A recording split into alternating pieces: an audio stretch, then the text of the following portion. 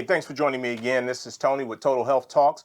Listen, we're going to go and we're going to approach health like we always do. You know, we don't believe in total health that you can just focus on one thing. You need that whole picture. So we're talking about your physical health, your mental health, your spiritual health. And today we're going to even talk about some of that community health. Now, for those of you guys who are looking at the screen, you already know who's sitting next to me. I have the legend. I'm going to try to give him an introduction that's as good as the ones that I've seen him give, but I'm going to tell you, I'm going to fall short. But nevertheless, we are sitting here today with the founder, creator, visionary, and griot. Whether he wants the title or not, he gets it. It's bestowed upon them. They say some men seek greatness, some men greatness finds them. And this is definitely a man who greatness has found. I am sitting here with none other than Lamont Collins at the Roots 101 Museum. How you doing today, bro? I'm blessed, Tony, and thank you for having me on your show. I'm honored to be on your show. Yeah, I'm one of your greatest fans. So. I'll tell you, this is the gentleman that gave me the first shot on his podcast. He literally had me over at the radio station, and I came over once with somebody as a guest, turned around one morning, I got a call that said, hey, I need you to be a place at a certain time. And I'm from a generation where when your elders speak out to you and they give you that opportunity to tell you, I need you to be a place at a certain time, you be at that place at that certain time. Yeah. And I had the chance to host the Deeply Rooted podcast one day, and I tell you, I loved it. Yeah. But we want to talk about community, right? Because health is one of the things that we push. Mm-hmm. And we talk about all these different types, physical, and all of those are quick and simple and easy, you know, but what you do in the community as far as Roots 101, I think that goes toward the community health, and I'm sure people want to know, how did it get started? Where did you get the idea? Where was this born from? You know, I think about that all the time, but I think it was just born from the family I was raised in. I was raised in a family of first. My dad was like the first black guy to drag race. My grandfather was one of the first members of International Harvester Board, Union Board. So I always saw black men doing great things. And I think when I got old enough, I just said I wanted to give back in a sense to let the world know there are black men doing great things in this country. So when I was a kid, my father moved us into an all-white neighborhood in 1970. You remember that's 2 years after Martin Luther King. Right. And I say he dropped us behind enemy lines, right? But it was the greatest thing happened to me because what happened, I was always an athlete, and I was the best athlete. So the white kids would knock on the door. I'm just kind of making a point. They would knock on the door and they say, Lamont, let's go play baseball. So we go play baseball. The first thing the white kid would say to me is, Lamont, Sandy Koufax is the best pitcher in the world. And I said, no, he's not. Bob Gibson. Every time Bob Gibson threw the ball so fast, they lowered the mounds because he was so fast. So we go play football. The first thing the white kid would say is, Paul Horn is the greatest running back ever. He played for Flagey, went to Green Bay, played for the Packers, won a Super Bowl, Heisman Trophy at Notre Dame. And I would go, no, he's not. Jim Brown's the best running back in the world. Right. Every time Jim Brown touched the ball, he went 5 yards so they could even tackle him, and he was a lacrosse All-American. So next time we'll go out in the basketball court, and the first thing they'll say, Jerry West is the greatest basketball player. I say, no, he's not. Wilt Chamberlain. He scored 100 points, averaged 20, 30 rebounds a season. He's the greatest player. So like in 1970, the kids would come back to class the next day and say, Lamont, you know what? My dad said Wilt Chamberlain is the greatest ball player. Or my dad said Bob Gibson was the best baseball player. And I would say, I told you so. So at 10 years old, I started telling our story, how we contribute to this country, how much we brought to this country, how much we invented in this country. And I just started doing this 10 as a mechanism to say that I deserve to be in that neighborhood. And I've been telling that story ever since. All right. Well, listen, I phenomenal. I didn't know you was that deep in sports, but now that I think about it, from all our conversations, yeah, you have always talked about sports. So it seems like, though, the representation was a thing for you, of being able to say that, listen, there is there are achievements that my community has, and I want to be able to bring that to light. Yeah. Because you've been telling that story and you've been defending that. And so as that being a natural part of it, where was the moment when you said to yourself, how I'm going to do it is going to be a museum? Because there's plenty of other ways you could have went. You could have went to be the best sports player. You could have went to be the best broadcaster. You could have went to be the best a lot of things. Right. But you took the route and said, I want to do it this way. What was that moment like? Huh. Well, what happened is I love NPR radio. You know, who thinks a guy, black guy, driving down the streets left? I love NPR radio. So I'm listening to NPR radio, and there's a brother out of California named Owen Z that had a museum. This is 4 years ago. Had a museum in California, shut it down because of urban renewal. And he was on the phone. I told my wife, I'm gonna get him on the phone. I said, how you gonna get him on the phone on a Saturday morning? When she came out of Kroger's, I'm talking to him on the phone. I said, my name's Lamont Collins. I've been collecting art since I was 12 years old. And said, I want to do a museum. He says, brother, I'm a five-time cancer survivor. And if you're going to do a museum, I'm here to support you. And whatever you do, I got you. Well, he was more of a hoarder than he was a sharer, right? But by him telling the story, saying, go ahead, I went ahead. So next thing I know, 6 months later, I opened a museum on Main Street. I always collected ever since I was like 10 years old. My mother was at the Armed Force Examination Center, and what she did was, or what she was over, was when soldiers came in, they had to take an exam to go into the service. Right. So I have autographs of Dan Issel, Muhammad Ali when he was Cassius Clay. So that's how it all started, collecting autographs.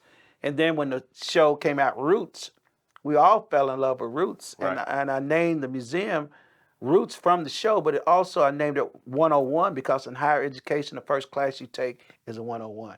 And it's an Right. educational journey from Africa to America. So that's how the name Roots 101 came about. But it was, the main thing is that representation, our story wasn't told. And even when I started the museum, people looked at me like, our story only happens in February. But Black history is 365 days a year. And that was my point of doing the museum. And I felt like we had to be in an area where we could tell our story every day, be as black as it can be without people telling us what it can't be. I wanted to be what it needed to be. That's real. That's real right there. You can tell your story what it is, and somebody now is not telling you what it can't be. That's right. So I think I think that's huge. So as far as impact, right? Because I know you said, hey, I woke up and I decided to start. Now I know it didn't go from being a business owner myself. I know it doesn't go from I'm going to start it and then the next day it's all open and different things like that. I know you run into challenges and different things like that.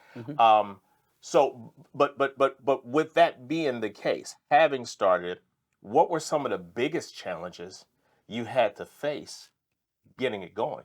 Good question. Well, I'm telling history. So the history of the black community is that faith over financing. So it wasn't about the money, it was about the faith to do it. And I had the faith to do it. So when I did it, I never ever worried about failure. And I failed 1,000 times, could have a t-shirt for each time, but I've been successful too. So taking the risk of failure never was an option. So, but when I got started, a year after getting there, COVID happened. Within 3 months, I opened the museum. Wow. All people was telling me how we shouldn't do it. First, people telling me that even people that look like me, we don't need a museum. We don't need it. Well, how do we not need a museum telling our story? But only people that look like you would tell you that. And most of them told you that because they didn't know our story, right? So I realized when they told me that, I knew how to do more. If you have 1,000 white museums, when I say white, telling the story of white America on every block, and all of them could raise $1 million just by blinking, why can't black people have their story?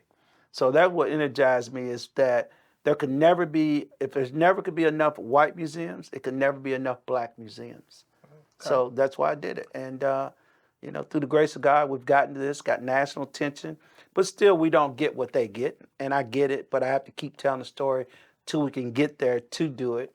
And, like I said, we're nationally recognized.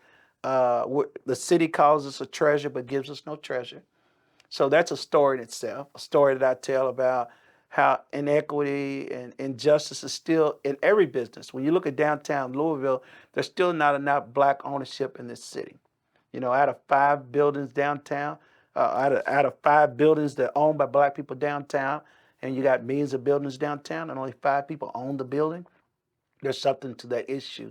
When you talk about business, it's not small business, but big businesses. I'm a $1 million business already with more than $1 million investment.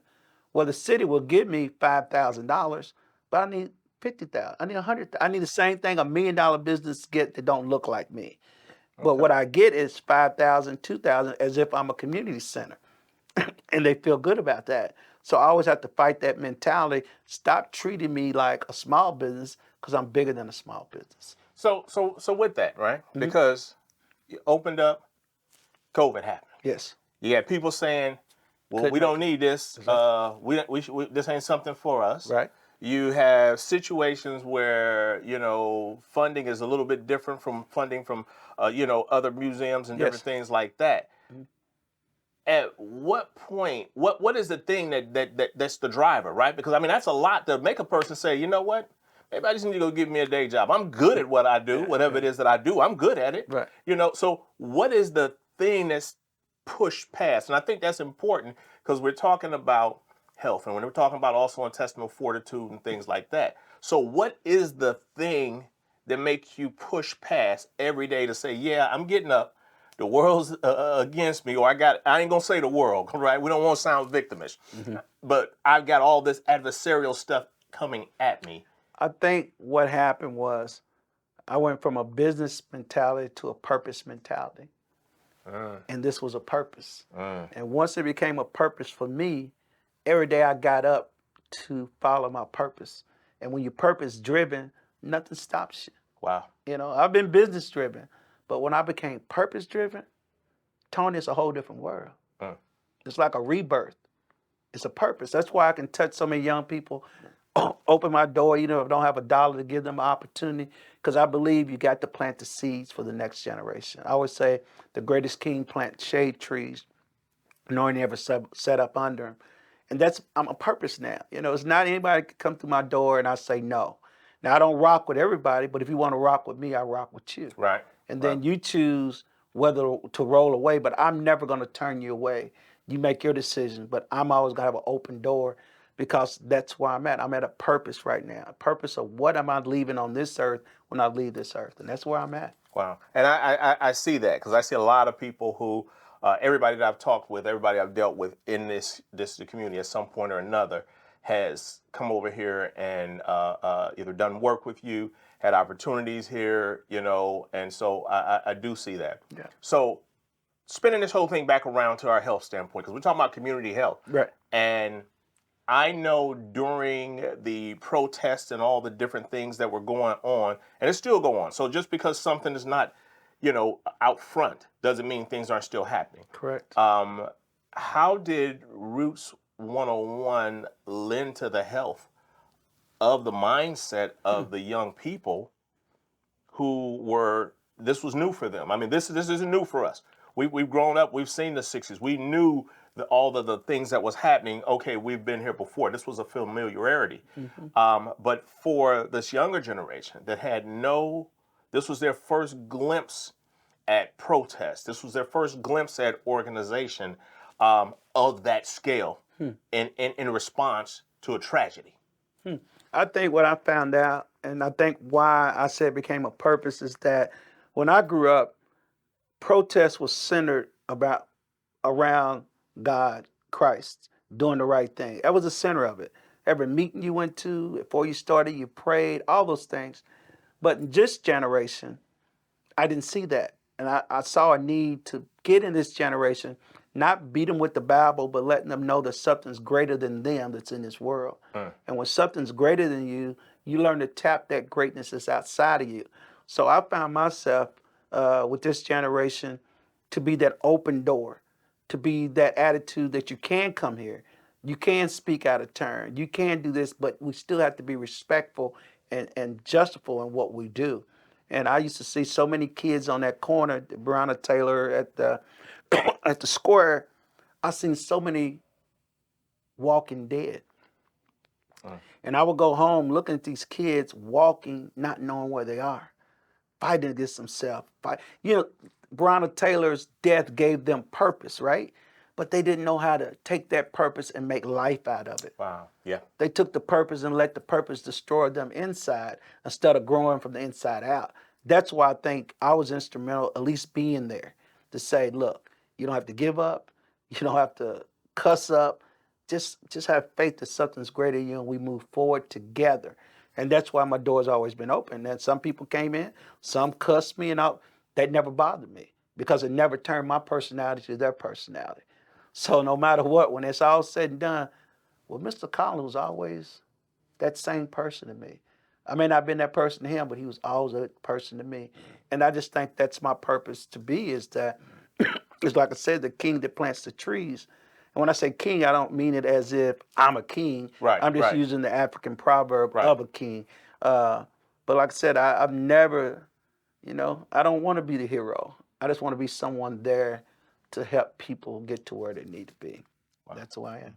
I tell you that just that whole thought, right? That whole picture, and that whole image reminds me of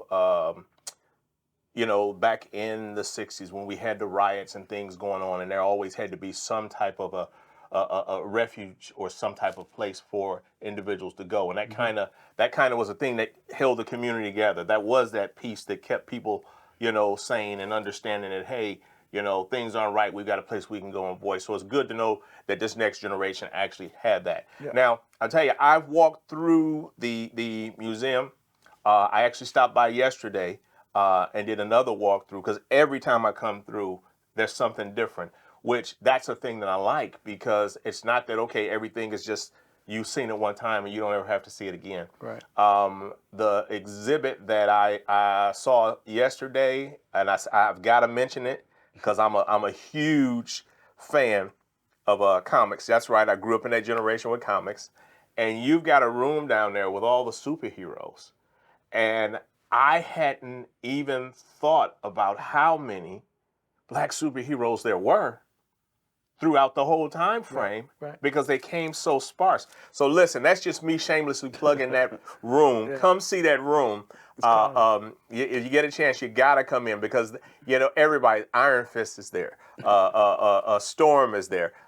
Blade, who, as some of you might not know, or some of you do know, Blade gave real life to the comic, the Marvel comic universe. Now, all these movies you're seeing came off of Blade. Yeah, and see, and the reason I did that, and the room is called Black to the Future, because I want every black kid to come in here knowing they have a future, even the world told them they didn't.